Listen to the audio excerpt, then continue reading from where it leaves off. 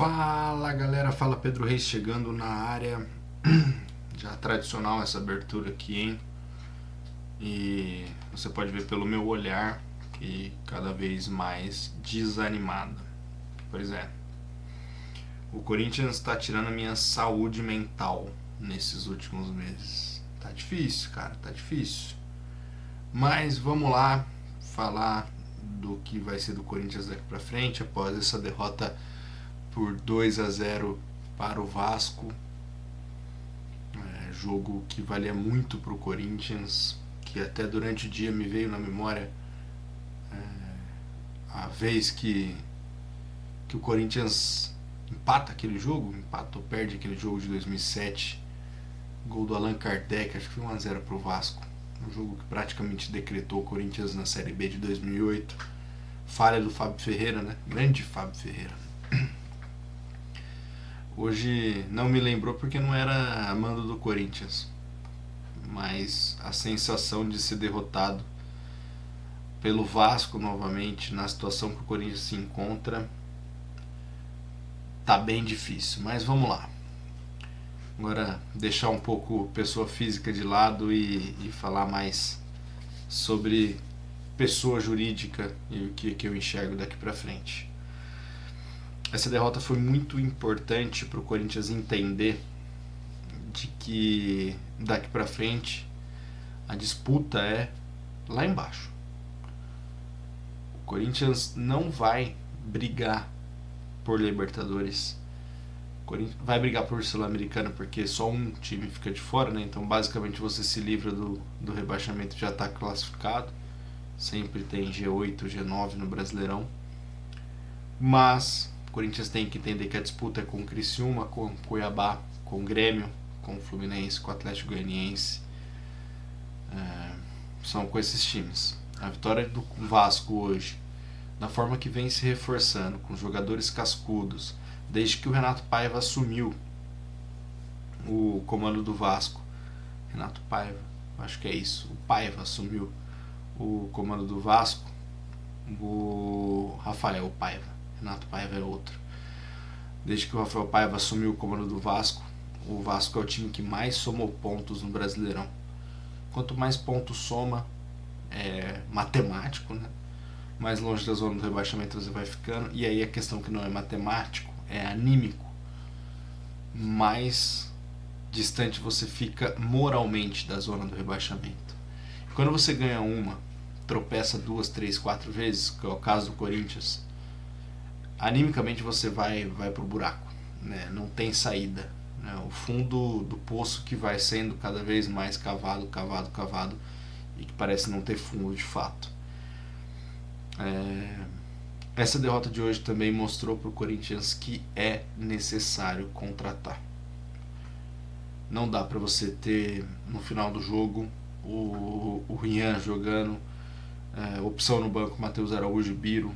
Nada contra os moleques, até acho que se sair do Corinthians capaz de engrenarem em boas equipes, mas não dá pro Corinthians ter essas opções, não dá pro Corinthians depender de um gol com Pedro Raul, não dá, é difícil, não dá pro Pedro Henrique, que assumiu a responsabilidade depois da borrada que fez contra o Vitória, jogou bem, mas não dá para esse cara ser a salvação do Corinthians. Não dá, não tem como. O Corinthians precisa contratar. E aí a gente vai para outro ponto. Como o Corinthians vai contratar? Sendo que a dívida só cresce, só aumenta. Só esse ano são mais de 40 milhões de reais em rescisão. Rescisão com a VideBet, com a PixBet, rescisão com treinadores, com o Mano, com o Antônio. Não tem como, não tem pra onde correr. Vai contratar quem? Vai contratar como? Vai pedir empréstimo pro amigo, que quando o Augusto era candidato era da porta para fora, e na primeira oportunidade o amigo estava da porta para dentro? 20 e tantos milhões no Mateuzinho, 60% do Mateuzinho, 20 e tantos milhões de reais. É inacreditável. E aí tá uma das explicações do Corinthians, tá nessa pindaíba, tá nesse buraco.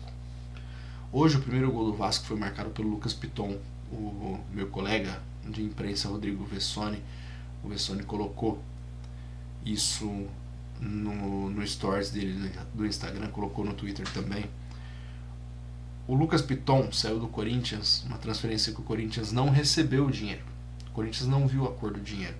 E não é nem porque o Vasco atrasou o pagamento, que foi o caso, mas o Corinthians não viu a cor do dinheiro, porque quando esse dinheiro caiu na conta do Corinthians, o Corinthians teve que acertar a dívida com o empresário. Teve que repassar esse valor para empresário que colocou algum jogador meia boca no Corinthians. O Lucas Piton é base do Corinthians. Tá no Corinthians desde praticamente quando nasceu, ele era do Corinthians. E o Corinthians vendeu pro Vasco a preço de banana. Vendeu para um concorrente direto a preço de banana. E o dinheiro que ia pegar, não pegou. Porque devia a Elenco Esporte, se eu não estiver enganado. Essa é a rotina do Corinthians. Esse é o dia a dia do Corinthians. O Corinthians não tá nessa pindaíba, nessa crise sem fim à toa. São anos e anos de administrações péssimas.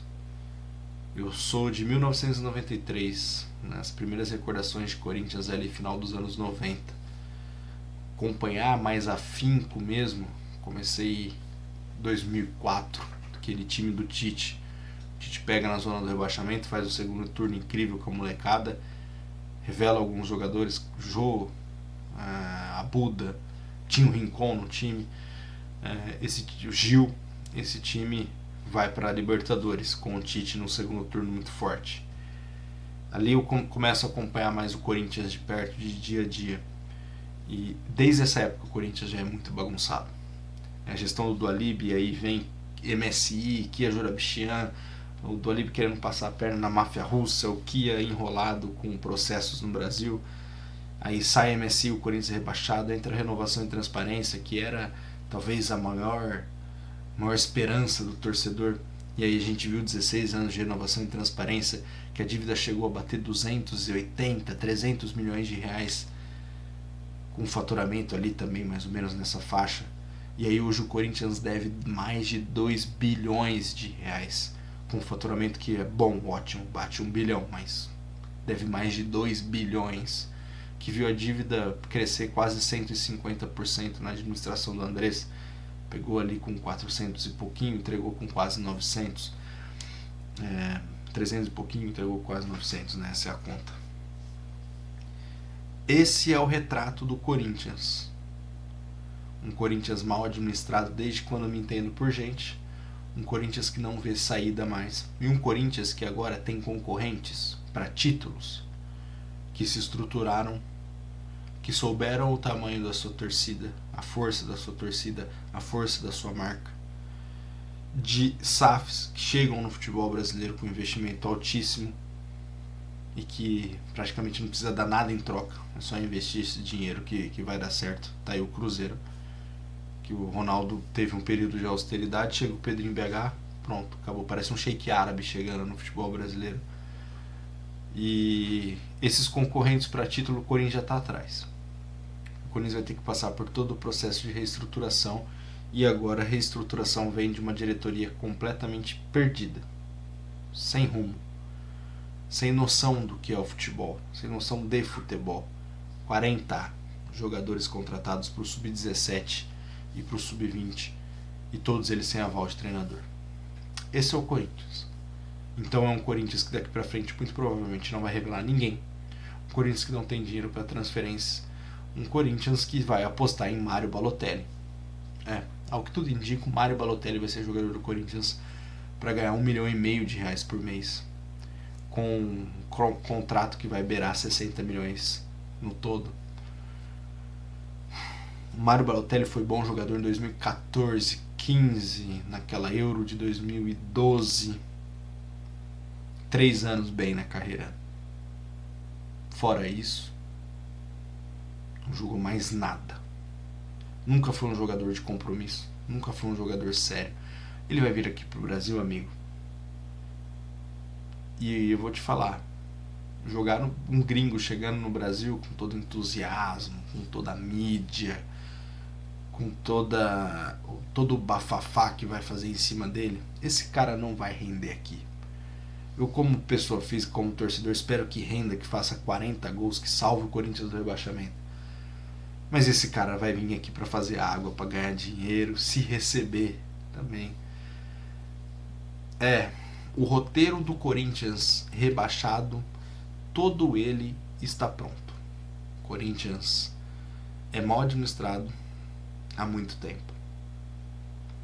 O Corinthians troca de técnico a esmo, vou falar também do Ramon Dias.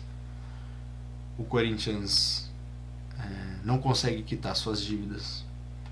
O Corinthians não tem estrutura nenhuma de categoria de base.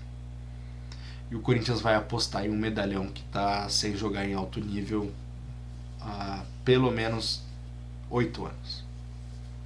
Pelo menos 8 anos o Balotelli não joga em alto nível.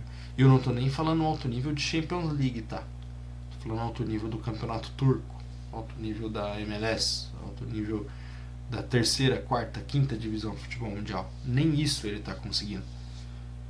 E é esse cara que o Corinthians vai apostar. Mário Balotelli, que foi filmado bêbado esses dias caindo pelas tabelas na Itália. E é esse cara que a diretoria aposta que chega para resolver os problemas do timão. É isso. Esse é o Corinthians. O Corinthians que o roteiro está totalmente pronto, escrito para a tragédia que vai acontecer se nada mudar, se não tomarem vergonha na cara, se essa diretoria não se ligar do tamanho do buraco que eles estão se metendo. E é óbvio que o torcedor faz o seu papel, vai fazer o seu papel como sempre fez. A torcida do Corinthians é absurda, é disparado. Eu falo isso, não estou nem falando como torcedor agora, sem clubismo mesmo. É disparada a torcida que mais impacta no jogo. E olha, se a torcida não pegar no colo, eu acho que é um bebê bem pesado para a torcida pegar no colo esse ano. Eu acho que a coisa vai degringolar. É bem triste mesmo, é quase um desabafo isso aqui, mas a situação do Corinthians é tensa. Tem a chegada do Ramon Dias, e aí é científico. Treinador que chega no meio de temporada, que chega em meio de trabalho, normalmente o time passa a vencer. O time melhora nas 5, 6 primeiras rodadas, isso é científico, é estatístico, é matemático. Nas 5, 6 primeiras rodadas o time tem alguns bons resultados, porque mexe com a questão psicológica dos jogadores, mexe com a questão anímica dos jogadores, e isso dá um resultado logo que imediato. Isso é matemático. E aí depois estagna e chega ao nível que é o elenco do clube mesmo. Então, vitória do Carpini, 6, 7 primeiras rodadas, absurdo. E aí a gente já vai ver daqui pra frente mais um concorrente contra a zona do rebaixamento, concorrente do Corinthians. Acho que o Ramon Dias vai chegar e animicamente é um cara que vai colocar esse time pra cima, que vai ter bons resultados de cara, mas se você olhar não tem material humano nenhum para melhorar. Não tem. Não chega a ter um elenco forte. Vai penar para ter 11 bons jogadores. A situação que o Corinthians se encontra hoje, de fato, a gente tem o que? Bidon, Garro, que já está querendo forçar a saída. A esperança são esses dois, tecnicamente esses dois, porque o resto é bem difícil. E anunciou oficialmente só o Hugo, né? O goleiro. Pode chegar e jogar, ajudar. Nem sei se é tão mais goleiro do que o O'Donnell. O Ramon é um cara histórico do futebol argentino. Cara que é campeão de Libertadores com o River, aquele Super River do fim dos anos 90, 96 foi campeão da Libertadores. Campeão argentino algumas vezes. Cara que tem praticamente na carreira toda retrospecto acima de 60% de aproveitamento, então é um retrospecto muito forte, muito bom. Dos seus últimos trabalhos, o Vasco foi o único clube que ele não teve mais de 60%, dos 3 últimos. Teve 56%, quase 57%. Se tivesse aproveitamento, o Corinthians praticamente se salva, então rezar para que ele tenha esse aproveitamento.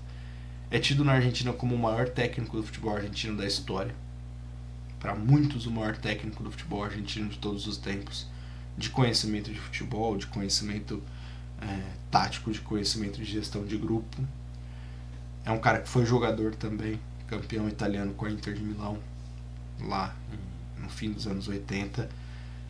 É um cara que eu acho que chega para ajudar e ajudar bastante o Corinthians nessa empreitada que vai ser bem complicada. Ontem eu gravei um vídeo falando sobre processos lá no meu Instagram, @FalaPedroReis, falando sobre o Grêmio Prudente, que é o clube aqui da minha cidade, sou de Presidente Prudente, e de como os processos, perder faz parte do processo. E analisando o Corinthians está em um processo de derrota mesmo. Todo o processo Corinthians chegou para estar nesse ponto de responsabilidade de todas as diretorias que passaram nesses últimos 20 anos à frente do clube. É um processo que o fim é trágico. O processo é diferente para o Grêmio Prudente, que é um processo de ascensão, de 6 semifinais em 6 campeonatos disputados desde 2020. O processo do Corinthians é um processo nítido de queda, de baixa. O último título estadual 2019, o último título nacional 2017, o último título internacional, aí contando a Recopa, 2013. Olha aí quanto tempo faz que o Corinthians não está brigando no topo. Libertadores fez 12 anos esses dias, 4 de julho de 2012. 12 anos o Corinthians ganhou a Libertadores.